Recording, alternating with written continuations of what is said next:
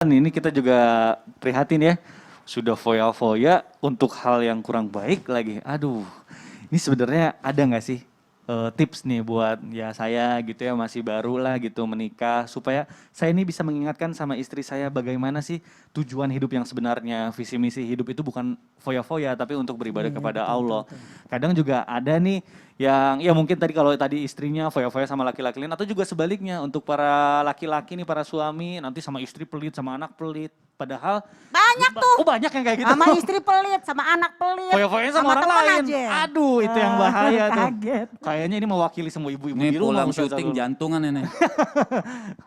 Silakan, nih Ustazah biar nggak usah marah-marah, biar mewakili semua ini jamaah ibu-ibu terutama di rumah nih. Mohon silakan dijawab. Barakallahu fiik. Mohon izin Habib, Ustadz semuanya. Jamaah. Yeay. Oh jamaah. Yeay. Alhamdulillah. Jadi kalau tadi lihat tayangan tadi kita istighfar dulu. Takutnya ntar kita kena kayak gitu. Kita nggak kena, kita ada turunan anak-anak kita kan. Kita istighfar dan ucapkan na'udzubillahi min zalik. Semoga kita dijauhkan dari hal-hal demikian. Ini udah foya-foya, selingkuh pula. Aduh astagfirullahaladzim. Semoga kita dijauhkan dari hal demikian. Gimana cara kita ngingetin pasangan kita? Namanya juga hidup ya kan. Man aroda dunia fa'alaihi bil ilmi. Wa man arodal akhirah fa'alaihi bil ilmi. Wa man aroda huma fa'alaihi bil ilmi. Barang siapa yang ingin sukses urusan dunianya, dia harus tahu yang namanya ilmunya. Dan barang siapa yang pengen sukses urusan akhiratnya, ibadahnya, amal solehnya harus ada ilmunya. Dan pengen dua-duanya, maka dia harus memiliki ilmunya. Nah ini, kalau kita ngomongin pernikahan, awalnya kita pernikahan untuk apa? Untuk ibadah. Ternyata dalam pernikahan ada aja ujiannya. Yang mungkin selingkuh lah, yang mungkin suami atau pasangan pelit lah, begini begitu. Nah ini kita ingetin yang pertama, hidup ini seperti tadi guru kita bilang ya, bukan hanya sekarang.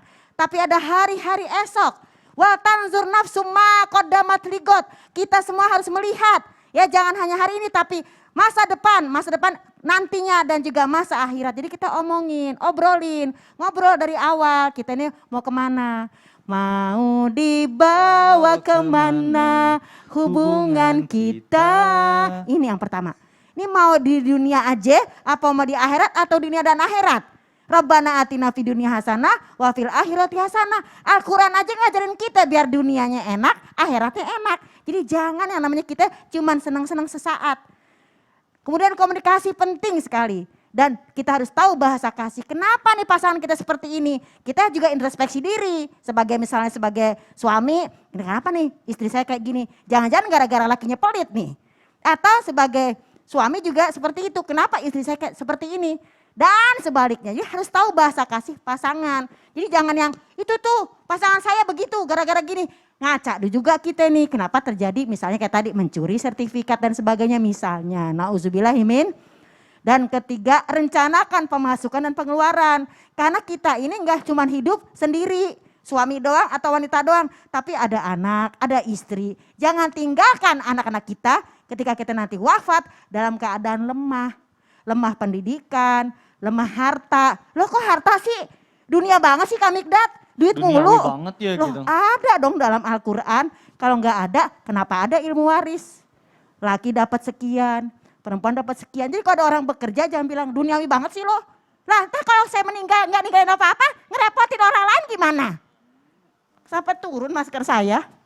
Sabar. Turun naik, Ustazah turun dari naik itu, ini. iya. Jadi kita perlu ilmu rumah tangga. Kalau kita baik dengan pasangan kita, insya Allah rezeki kita lancar. Ini buat para suami, para pasangan ya. Tolong kita juga royal di dalam, royal di luar. Apalagi royal dalam beribadah. Tapi jangan berlebihan. Allah tidak suka dengan orang-orang yang berlebihan. Kalau sama anak gak ada bekasnya. Tapi sama temen, emang dia mau nolongin kita? Betul. Mau dia nolongin kita kalau kita udah jatuh? Hah? Kalau lagi susah sama teman pada nggak ada Ustazah. Nah maka dari itu.